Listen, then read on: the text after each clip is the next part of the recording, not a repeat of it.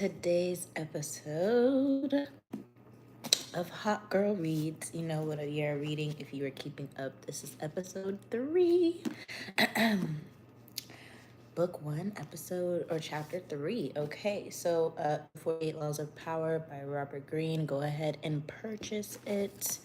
Let's go ahead and get started. We are at chapter 3, Conceal Your Intentions. Guys, by the way, I've never read this full book because I've only gotten chapter 5 by myself. So hopefully together we can finish this as well. I'm sorry about the lighting. It's very low today because it is pretty gloomy out. And it's really early. I literally just woke up because I have a very busy day. Law 3. Conceal your intentions. Judgment. Keep people off balance and live it. Oh, excuse me. Keep people off balance and in the dark by never revealing the purpose behind your actions. If they have no clue what you are up to, they cannot prepare a defense. Guide them far enough down the wrong path. Envelop them in enough smoke, and by the time they realize your intentions, it will be too late. Part 1. Use decoyed objects of desire and red herrings to throw people off the scent. If at any point in the deception you practice, people have the slightest suspicion as to your intentions, all is lost. Do not give them the chance to sense what you are up to. Throw them off the scent by dragging red herrings across the path. Use false sincerity. Send ambiguous signals and set up misleading objects of desire. Unable to distinguish the genuine from the false, unable to distinguish the genuine from the false, they cannot pick out your real goal. Transgression of the law.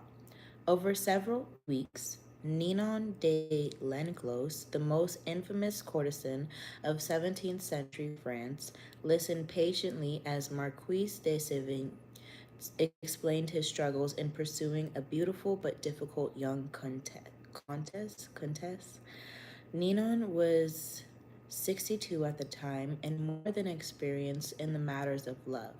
The Marquis the Marquis was a lad of 22, handsome, dashing, but hopelessly inexperienced in romance. At first, Ninon was amused to hear that Marquis talk about his mistakes. But finally, she had enough. Unable to bear in any realm, least of all in seducing a woman, she decided to take the young man under her wing. First, he had to understand that this was war, and that the beautiful countess was a citadel to which he had to lay siege as carefully as any general. Every step had to be planned and executed with the utmost attention to detail and nuance. Instructing the Marquis to start over, Ninon told him to approach the Countess with a bit of distance, an air of nonchalance. The next time the two were alone together, she said, he would confide in the Countess as would a friend but not a potential lover. This was to throw her off the scent. The Countess was no longer to take his interest in her for granted. Perhaps he was only interested in friendship. Ninon planned ahead. Once the Countess was confused, it would be time to make her jealous. At the next encounter, at a major fete in Paris, the Marquis would show up with a beautiful young woman at his side. This beautiful young woman had equally beautiful friends, so that wherever the Countess would now see the Marquis, he would be surrounded by the most stunning young women in Paris. Not only would the Countess be seething with jealousy, she would come to see the Marquis as someone who was desired by others. It was hard for Ninon to make the Marquis understand, but she patiently explained that a woman who is interested in a man wants to see that other women are interested in him too. Not only does that give him instant value, it makes it all the more satisfying to snatch him from their clutches. Once the Countess was jealous but intrigued, it would be time to beguile her. On Ninon's instructions, the Marquis would fail to show up at affairs where the Countess expected to see him. Then, suddenly, he would appear at salons he had never frequented before. but that the Countess attended often. She would be unable to predict his moves. All of this would push her into a state of emotional confusion that is the prerequisite for successful seduction. These moves were executed and took several weeks. Ninon monitored the Marquise's progress. Through her network of spies, she heard how the Countess would laugh a little harder at his witticism, listen more closely to his stories. She heard that the Countess was suddenly asking questions about him. From friends told her friends told her that at social affairs, the Countess would often look up at the Marquis, following his steps. Ninon felt certain that the young woman was falling under his spell. It was a matter of weeks now, maybe a month or two, but if it all went smoothly, the citadel would fall. A few days later, the Marquis was at the Countess's home. They were alone. Suddenly he was a different man, this time acting on his own impulse rather than following Ninon's instructions. He took the Countess's hand and told her that he was in love with her. The young woman seemed confused, a reaction he did not expect. She became polite, then excused herself. For the rest of the evening, she avoided his eyes, was not there to say good night to him. The next few times he visited, he told her that she was not at home. When she finally admitted him again, the two felt awkward and uncomfortable with each other. The spell was broken. Interpretation. Ninon de Lenclos knew everything about the art of love. The great writers, thinkers, and politicians of the time had been her lovers. Men like La Rochefoucauld, Molière, and Richelieu. Guys, my French. Seduction was a game to her, and to be practiced with skill. As she got older and her reputation grew, and the most important families in France would send their sons to her to be instructed in matters of love. Ninon knew that men and women are very different, but when it comes to seduction, they feel the same. Deep down inside, they often sense when they are being seduced, but they give in because they enjoy feelings of being led. It is a pleasure to let go and to allow the other person to detour you into a strange country. Everything in seduction, however, depends on suggestion. You cannot announce your intentions or reveal them directly in words. Instead, you must throw your targets off the scent. Surrender to your guidance. They must be appropriately confused. You have to scramble your signals, appear interested in another man or woman, the decoy, then hint at being interested in the target, then feign indifference, and on and on. Such patterns not only confuse but excite. Imagine this story from the Countess's perspective. After a few of the Marquise's moves, she sensed the Marquise was playing some sort of game, but the game delighted her. She did not know where he was leading her, but so much better, his moves intrigued her, each of them keeping her waiting for the next one. She even enjoyed her jealousy and confusion, for sometimes any emotion is better than the boredom of security. Perhaps the Marquise had ulterior motives. Most men do. But she was willing to wait and see, and probably if she had been made to wait long enough, what he was up to would not have mattered. The moment the Marquise uttered the fatal word love, however, all was changed. This was no longer a game with moves. It was an artless show of passion. His intention was revealed. He was seducing her. This put everything he had done in a new light. All that before had been charming now seemed ugly and conniving. The Countess felt embarrassed and used. A door closed that would never open again. Do not be do not be held a cheat, even though it is impossible to live today without being one. Let your greatest cunning lie in covering up what looks like cunning. Baltasar Gracian, 1601 to 1658.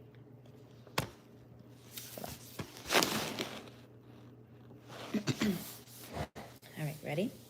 Observance of the law. In 1850, the young Otto von Bismarck, then a 35-year-old deputy in the Prussian parliament, was a turning point in his career.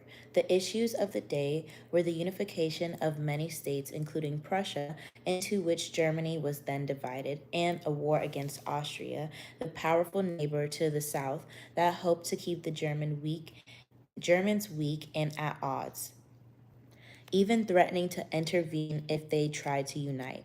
Prince William, next in line to be Prussia's king, was in favor of going to war, and the parliament rallied to the cause, prepared to back any mobilization of troops.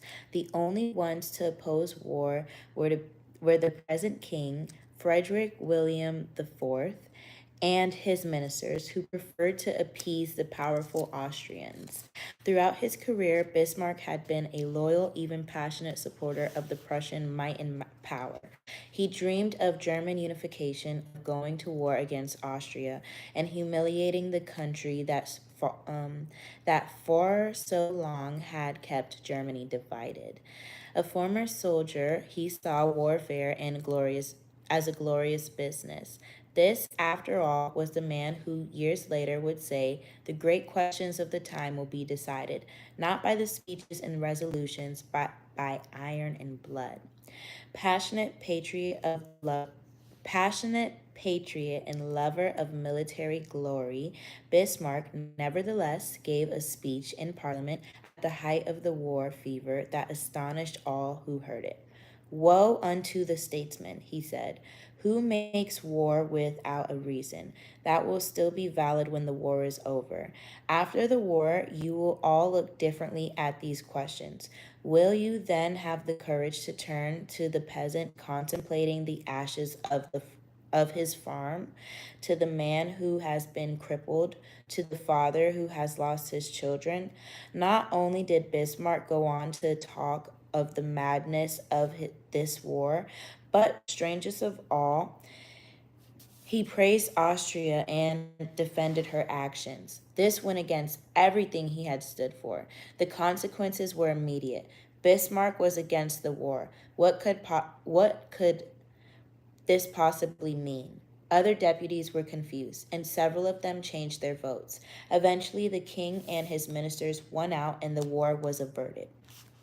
A few weeks after Bismarck's infamous speech, the king, grateful he had spoken for peace, made him a cabinet minister. A few years later, he became a Prussian premier.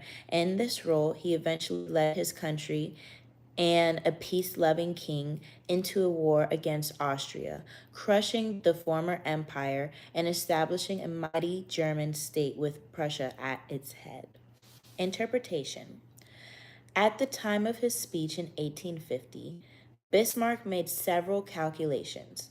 First, he sensed that the Prussian military, which had not kept pace with other European armies, was unready for war. That Austria, in fact, might very well win, a disastrous result for the future.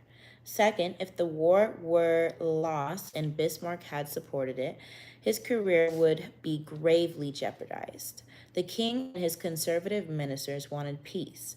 Bismarck wanted power.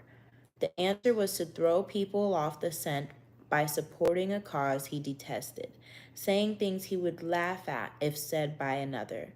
A whole country was fooled. It was because of Bismarck's speech that the king made him a minister, a position from which he quickly rose to be the prime minister, attaining the power to strengthen the Prussian military and accomplish what he had wanted all along, the humiliation of Austria and the unification of Germany under Prussia's leadership. Bismarck was certainly one of the cleverest statesmen who ever lived, a master of strategy and deception. No one suspected what he was up to in this case. He had announced his real intentions, arguing that it was better to wait now and fight later. He would not have won the argument since most Prussians wanted war at the moment of mistakenly believed that their army was superior to the Austrians. He played up to the king, asking to be made a minister in exchange for supporting peace, he would not have succeeded either. The king would have distrusted his ambition and doubted his sincerity. By being completely insincere and sending misleading signals, however, he deceived everyone, concealed his purpose, and attained everything he wanted. Such is the power of hiding your intentions. Keys to power. Most people are open books. They say what they feel, blurt out their opinion at every opportunity, and constantly reveal their plans and intentions. They do this for several reasons. First, it is easy and natural to always want to talk about one's feelings and plans for the future. It takes effort to control your tongue and monitor what you reveal. Second, many believe that by being honest and open, they are winning people's hearts and showing their good nature. They are greatly deluded. Honesty is actually a blunt instrument which bloodies more than it cuts.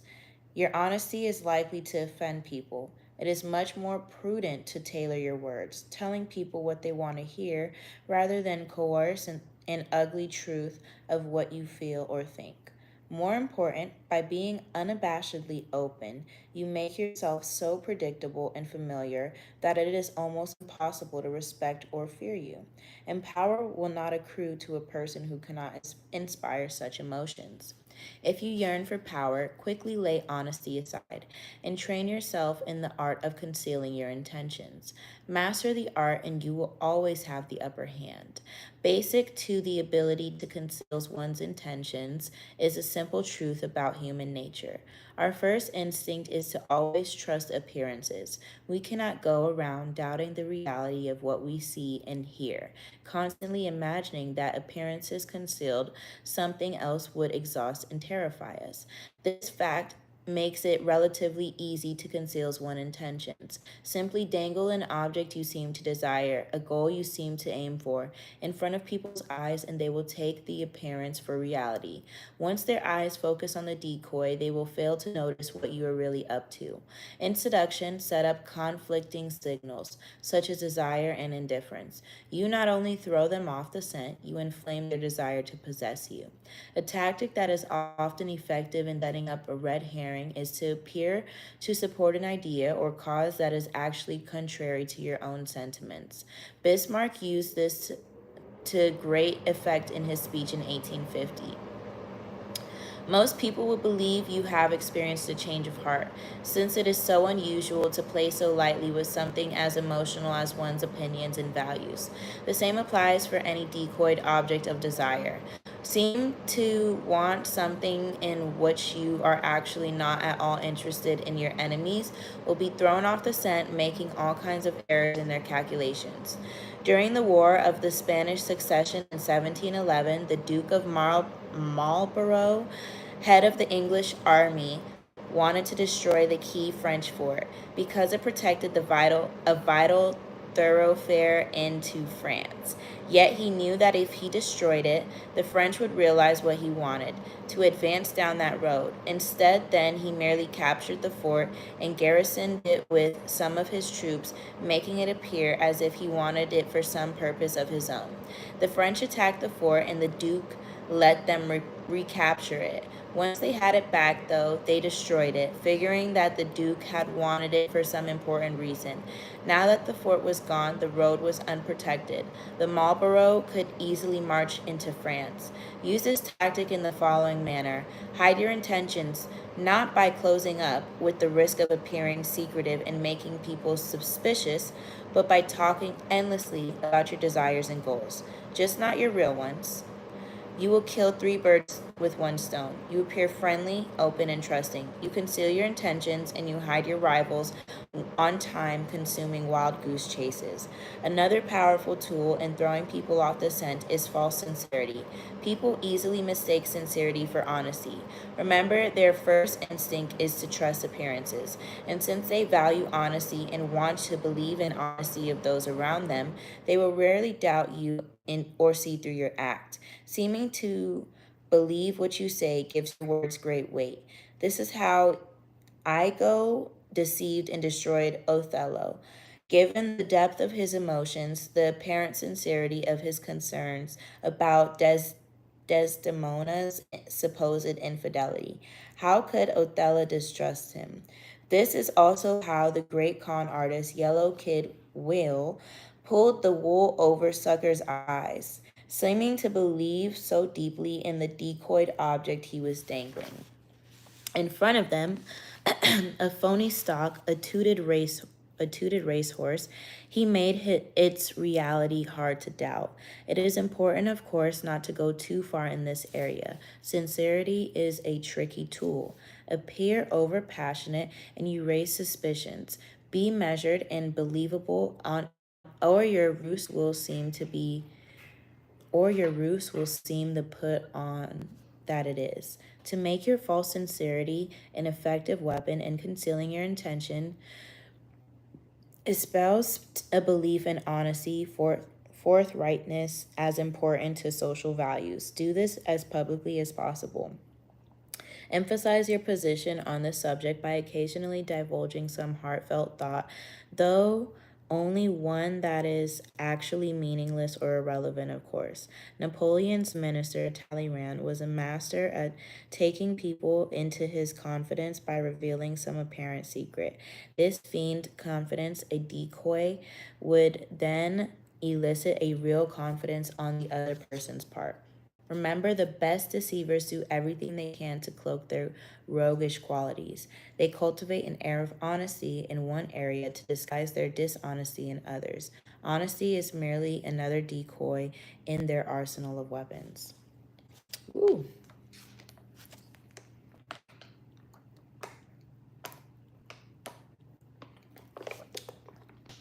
Okay. Part 2. Use smoke screens to disguise your actions. Deception is always the best strategy, but the best deceptions require a screen of smoke to distract people's attention from your real purpose. The bland exterior, like the unreadable poker face, is often the perfect smokescreen.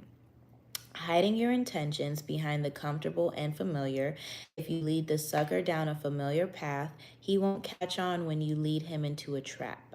Observance of the Law 1. In 1910, a Mr. Sam Giesel of Chicago sold his warehouse business for close to $1 million. He settled down to semi-retirement and the managing of his many properties, but deep inside he itched for the old days of deal making.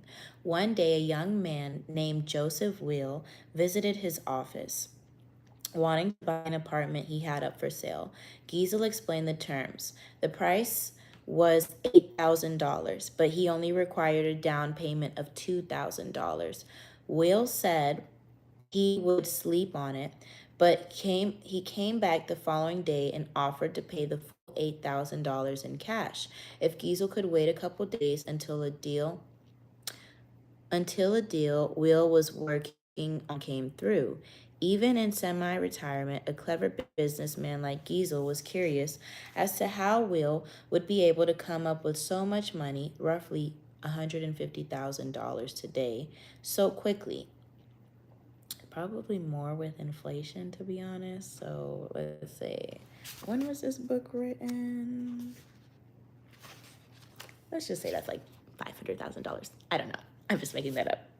Um, Will seemed reluctant to say and quickly changed the subject, but Giesel was persistent. Finally, after assurances of confidentiality, Will told Giesel the following story. Will's uncle was the secretary to a courtier of multimillionaire financiers. These wealthy gentlemen had purchased a hunting lodge in Michigan 10 years ago at a cheap price. They had not used the lodge for a few years, so they decided to sell it and asked Will's uncle to get whatever he could for it. For reasons, good reasons of his own, the uncle had been nursing a grudge against the millionaires for years. This was his chance to get back at them. He would sell the property for $35,000 to a setup man, whom it was Will's job to find. The financiers were too wealthy to worry about his low price. This setup man would then turn around and sell the property again for its real price, around $155,000. The uncle, Will, and the third man would split the profits from the second sale. It was all legal and for good cause, the uncle's just retribution. Giesel had heard enough. He wanted to be the setup buyer. Will was reluctant to involve him, but Giesel would not back down. The idea of a large profit plus a little adventure had him champing at the bit. Will explained that Giesel would have to put up the $35,000 in cash to bring the deal off. Giesel, a millionaire, said that he could get the money with the snap of his fingers. Will finally relented and agreed to arrange a meeting between the uncle, Giesel, and the financiers in the town of Galesburg, Illinois. On the train ride Galesburg, Giesel met the uncle, an impressive man with whom he avidly discussed business. Will also brought along a companion, a somewhat paunchy man named George Gross.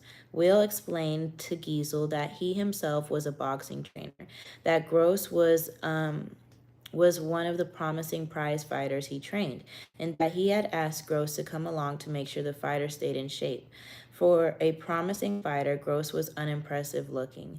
He had gray hair and a beer belly, but Giesel was so excited by the deal that he didn't really think about the man's flabby appearance.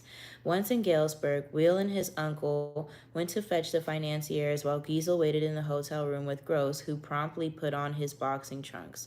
As Giesel half watched, Gross began to shadow box. Distracted as he was, Giesel ignored how badly the boxer wheezed after a few minutes of exercise. Although his style seemed real enough, an hour later, Will and his uncle reappeared with the financiers, an impressive, intimidating group of men, all wearing fancy suits. The meeting went well, and the financiers agreed to sell the lodge to Giesel, who had already had the $35,000 wired to a local bank. This minor business now settled, the financiers sat back in their chairs and began to banter about high finance, throwing out the name J.P. Morgan as if they knew the man. Finally, one of them noticed the boxer in the corner of the room. Will explained what he was doing here. The financier countered that he too had a boxer in his entourage, whom he named. Will laughed brazenly and exclaimed that this man could easily knock out the man. Conversations escalated into an argument. In the heat of passion, Will challenged the man to a bet. The financiers eagerly agreed and left to get their man ready for the fight the next day. As soon as they had left, the uncle yelled at Will, right in front of Giesel. They did not have enough money to bet with, and once the financiers discovered this, the uncle would be fired. Will apologized to getting him in this mess, but he had a plan. He knew the other boxer well, and with a little bribe, they could fix the fight. But where would the money come from? The uncle replied, without it, they were as good as dead. Finally, Giesel heard enough. Unwilling to jeopardize his deal with any ill will, he offered his own $35,000 cash as for part of the bet. Even the sale of even if he lost that, he would wire for, whoa, whoa, whoa. Even if he lost that, he would wire for more money and still make a profit on the sale of the lodge. The uncle and nephew thanked him. With their own $15,000 and Giesel's $35,000, they would manage to have enough money for the bet. That evening, Giesel watched the two boxers rehearse the fix in the hotel room. His mind reeled at the killing he was going to make from both the boxing match and the sale of the lodge. The fight took place in the gym the next day. Will handed the cash, which was placed for security in a locked box. Everything was proceeding as planned in the hotel room. The financiers were looking glum at how badly their fighter was doing, and Giesel was dreaming about the easy money he was about to make. Then suddenly, a wild swing by the financier's fighter hit Gross hard in the face, knocking him down. When he hit the canvas, blood splurted from his mouth. He coughed and lay still. One of the financiers, a former doctor, checked his pulse. He was dead. The millionaires panicked. Everyone had to get out before the police arrived. They could all be charged with murder. Terrified, Giesel hightailed it out of the gym and back to Chicago, leaving behind his $35,000, which he was only too glad to forget, for it seemed a small price to pay to avoid being implicated in a crime. He never wanted to see Will or any of the others again. After Giesel scurried out, Gross stood up and under his own steam. The blood that had splurted out his mouth came from a ball filled with chicken blood and hot water that was hidden in his cheek. The whole affair had been masterminded by Will, better known as the Yellow Kid, one of the most creative con artists in history. Will split the $35,000 with the financiers and the boxers, all fellow con artists, a nice little profit for a few days' work. Interpretation. The Yellow Kid had stacked out Giesel as the perfect sucker long before he set up the con. He knew the boxing match scam would be perfect ruse to separate Giesel from his money quickly and definitively. But he also knew that if he had begun by trying to interest Giesel in the boxing match, he would have failed miserably. Had he concealed his intentions and switch attention, create a smokescreen, in this case, the scale of the lodge. On the train ride in the hotel room, Giesel's mind had been completely occupied with the pending deal, the easy money, the chance to hobnob with wealthy men.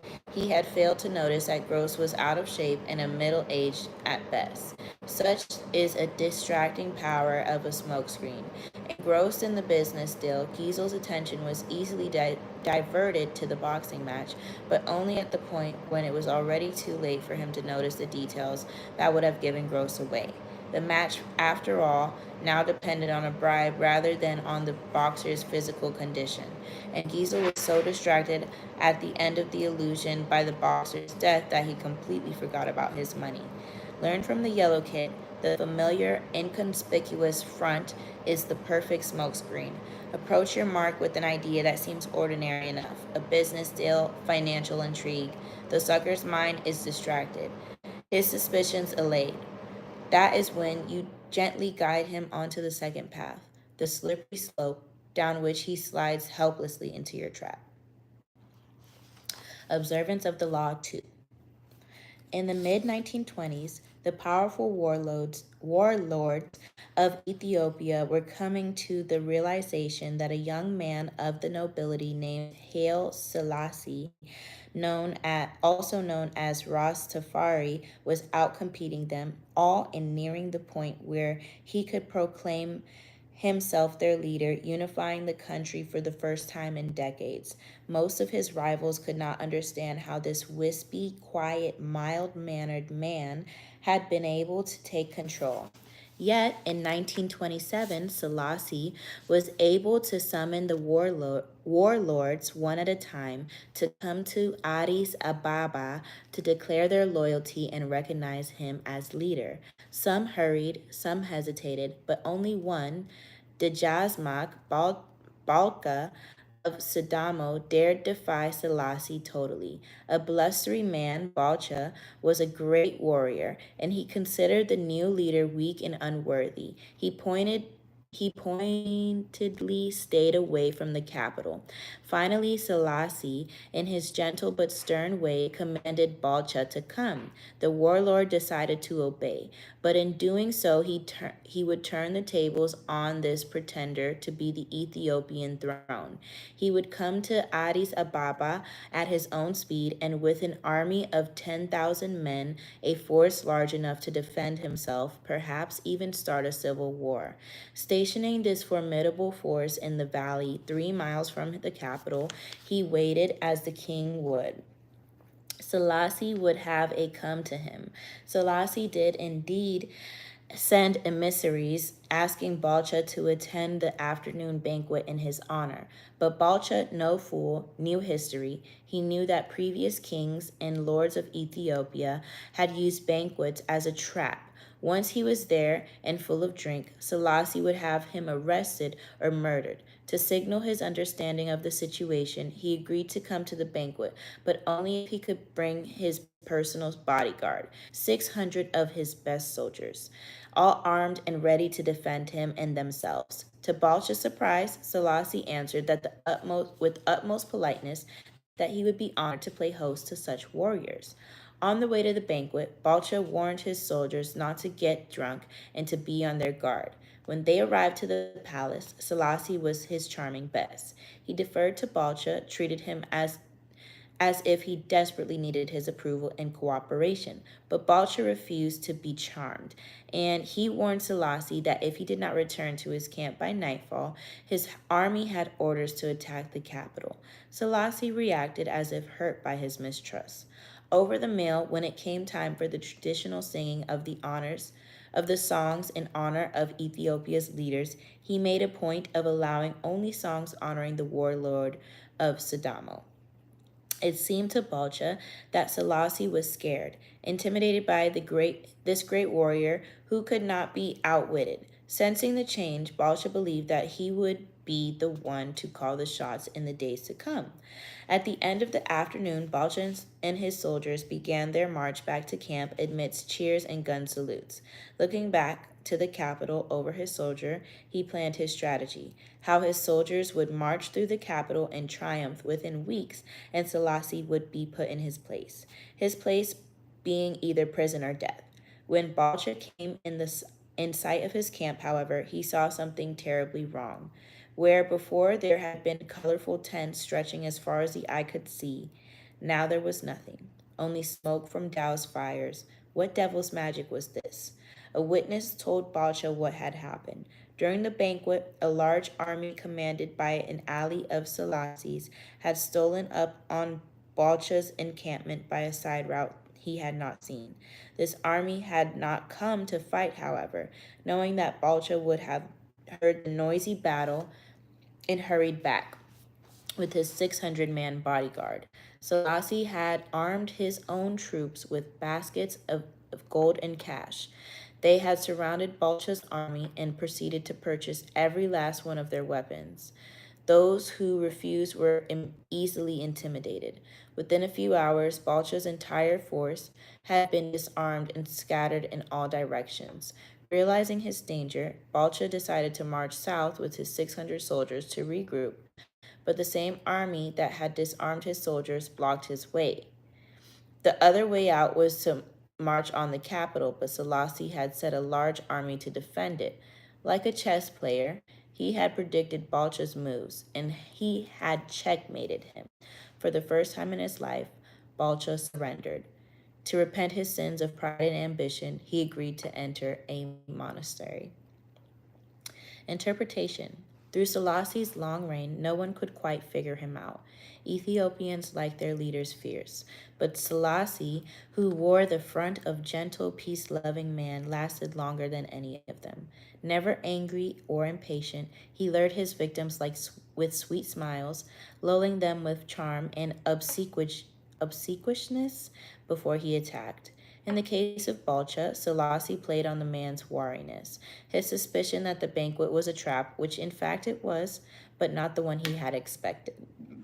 Selassie's way of allaying Balcha's fears, letting him bring his bodyguard to the banquet, giving him top billing there, making him feel in control, created a thick smoke screen concealing the real action 3 miles away.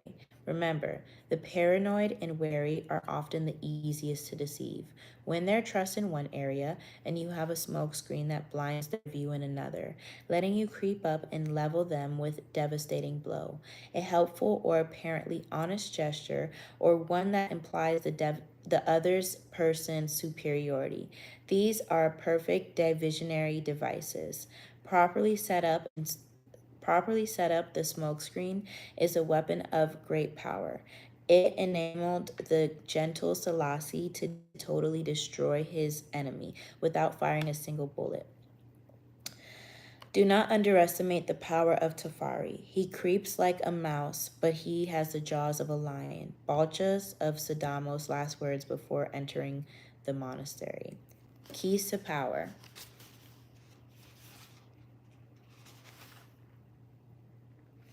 Almost done, guys. Almost done. Keys to power. If you believe that deceivers are colorful folk who mislead with elaborate lies and tall tales, you are gently mistaken. The best deceivers utilize a bland and inconspicuous front that calls no attention to themselves. They know that extravagant words and gestures immediately raise suspicion. Instead, they envelop their marks in the familiar and banal, the harmless. In Yellow Kid Will's dealings with Sam Giesel, the familiar was a business deal. In the Ethiopian case, it was Selassie's misleading obsequiousness, exactly what Balcha would have expected from a weaker warlord. Once you have lulled your sucker's attentions with the familiar, they will not only notice the deception being perpetrated behind their backs, this, this, this, this derives from a simple truth. People can only focus on one thing at a time.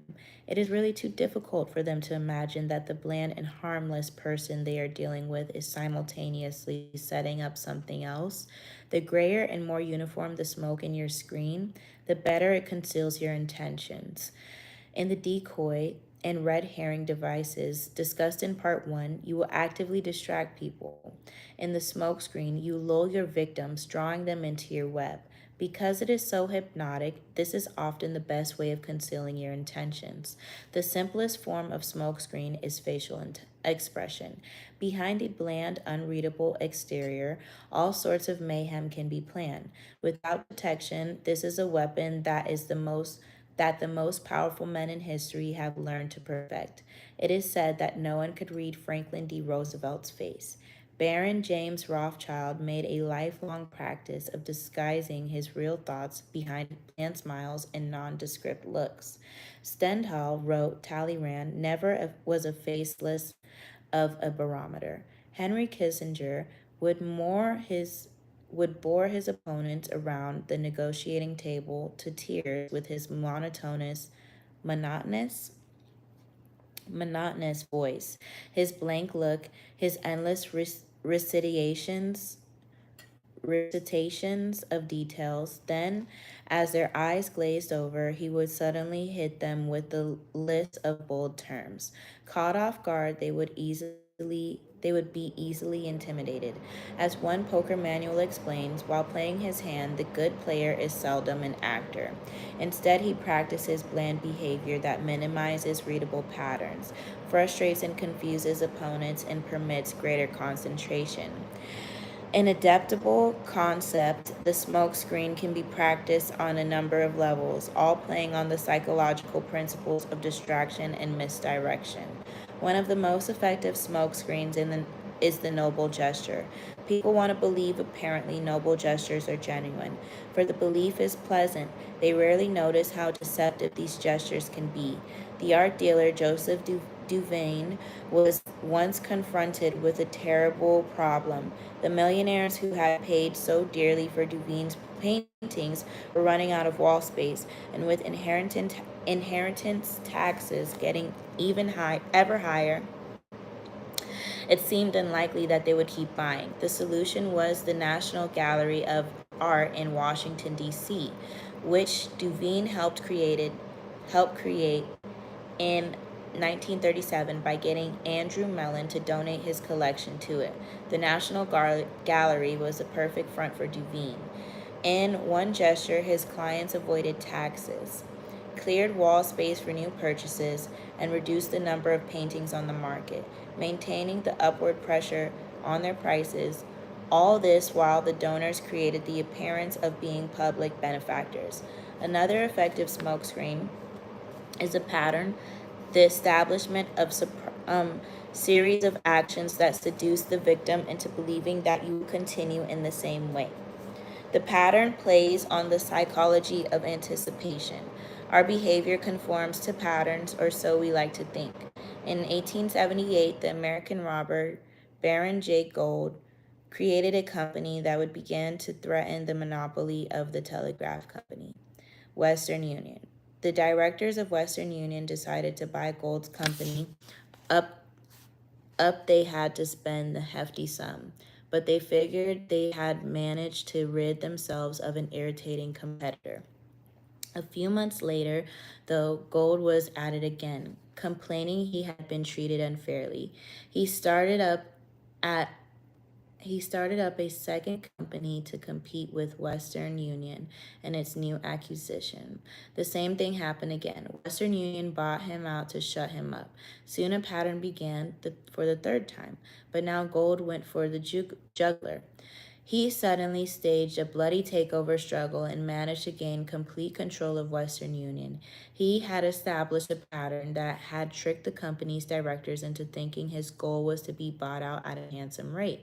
Once they paid him off, they relaxed and failed to notice that he was actually playing for higher stakes. The pattern is powerful in that it deceives the other person into expecting the opposite of what you're really doing. Another psychological weakness on which to construct a smokescreen is a tendency to mistake appearances for reality. The feeling that if someone seems to belong to your group, their belonging must be real. This habit makes a seamless blend a very effective front. The trick is simple. You simply blend in with those around you. The better you blend, the less suspicious you become. During the Cold War of the 1950s and 60s, as it is now notorious, a slew of British civil servants passed secrets to the Soviets.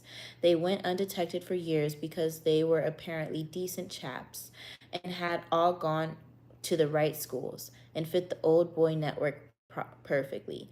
Blending in is the perfect smokescreen for spying. The better you do it, the better you can conceal your intentions. Remember, it takes patience and humility to dull your brilliant colors, to put on the mask of the inconspicuous. Do not despair at having to wear such a bland mask. It is often your unreadability that draws people to you and makes you appear as a person of power. Image: a sheep's skin. A sheep never marauds. A sheep never deceives. A sheep is magnificently dumb and docile. With a sheepskin on its back, a fox can pass right into a chicken coop. Authority. Have you ever heard of a skillful general who intends to surprise a citadel announcing his plan to an enemy?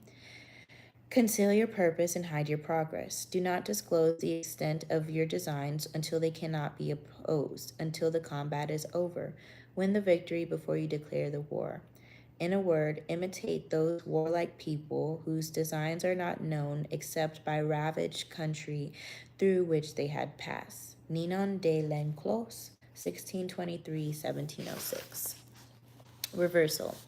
No smokescreen, red herring, false sincerity, or any other divisionary device will succeed in concealing your intentions if you have already established reputation for deception. And as you get older and achieve success, it often becomes increasingly difficult to disguise your cunning. Everyone knows you practice deception. Persist in playing naive, and you run the risk of seeming the rankest hypocrite, which will severely limit your room to maneuver. In such cases, it is better to own up and appear the honest rogue, or better, the repentant rogue. Not only will you be admired by your frankness, but most wonderful and strange of all, you will be able to continue your stratagems. As P.T. Barnum, the 19th century king of humbuggery, grew older, he learned to embrace his reputation as a grand deceiver.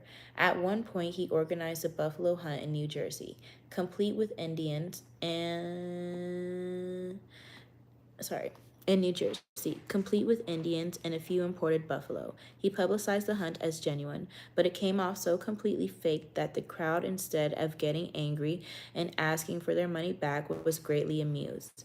They knew Barnum pulled tricks all the time. That was the secret of his success, and they loved him for it. Learning a lesson from this affair, Barnum stopped concealing all of his devices, even revealing his deceptions in a tell-all autobiography. As Kierkegaard wrote, "The world wants to be deceived." Finally, although it was wiser to divert attention from your purpose by presenting a bland, familiar exterior, there are times when the colorful, conspicuous gesture is the right divisionary tactic. The great charlatan mountebanks of 17th and 18th century Europe used humor and entertainment to deceive their audiences. Dazzled by a great show, the public would not notice the charlatan's real intentions. Thus, the Tsar charlatan himself would appear in town in a night black coach drawn by black horses. Clowns, tightrope walkers, and star entertainers would accompany him, pulling people into his demonstrations of elixirs and quack positions. The charlatan made entertainment seem like the business of the day. The business of the day was actually the sale of elixirs and potions. Spectacle and entertainment, clearly, are excellent devices to conceal your intentions, but they cannot be used indefinitely. The public grows tired and suspicious and eventually catches on to the trick. And indeed, the charlatans had to move quickly from town to town before word spread that the potions were useless and the entertainment a trick. Powerful people with bland exteriors on the other hand, the Talleyrans, the Rothschilds, the Selassies can practice their deceptions in the same place throughout their lifetimes. Their act never wears thin and rarely causes suspicion. The colorful smoke screen should be used cautiously then, and only when the occasion is right. Okay, guys, that was